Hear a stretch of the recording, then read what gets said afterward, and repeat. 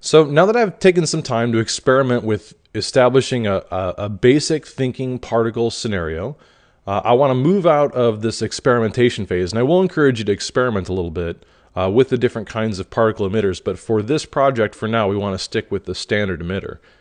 Now, before I get too deep into this project, I'm going to do a quick file save as, and I'm going to establish my project folder.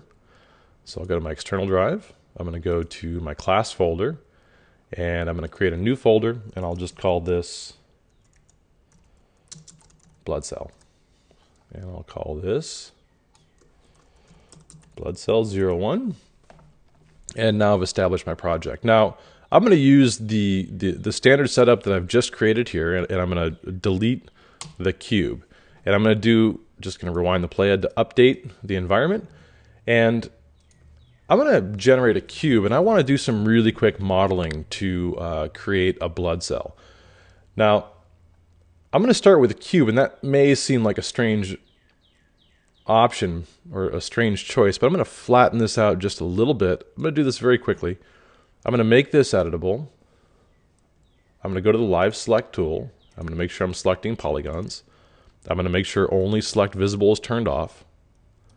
And I'll select the top and the bottom polygons. Now, if I don't want to do the only select visible elements, I can select the top, shift click and select the bottom. I'm going to go to structure, and I'm going to do a quick extrude inner, just like so. And I'll go back to my structure menu, and I'll do an extrusion, and I'll just extrude down inwards. Now, that's the rough shape that I want to create for my blood cell. Now that might seem like a really strange shape, but it's very extremely efficient at this point. And if I take that shape and I drop it inside of HyperNerbs, all of a sudden I have a pretty decent blood cell looking object. Now I'll call that HyperNerbs blood cell. And of course we could make this a little bit more irregular. If I decide that the shape isn't quite right, I can flatten this out and scale it a bit.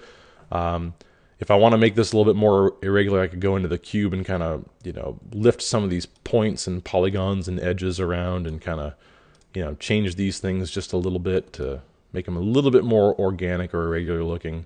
But I'll let you kind of play around with that and decide what the best course of action is there. So I like the rough blood shell shape that I've created. The next thing I want to do is apply a material that I think will be an effective blood cell material. And there's a really great material in here.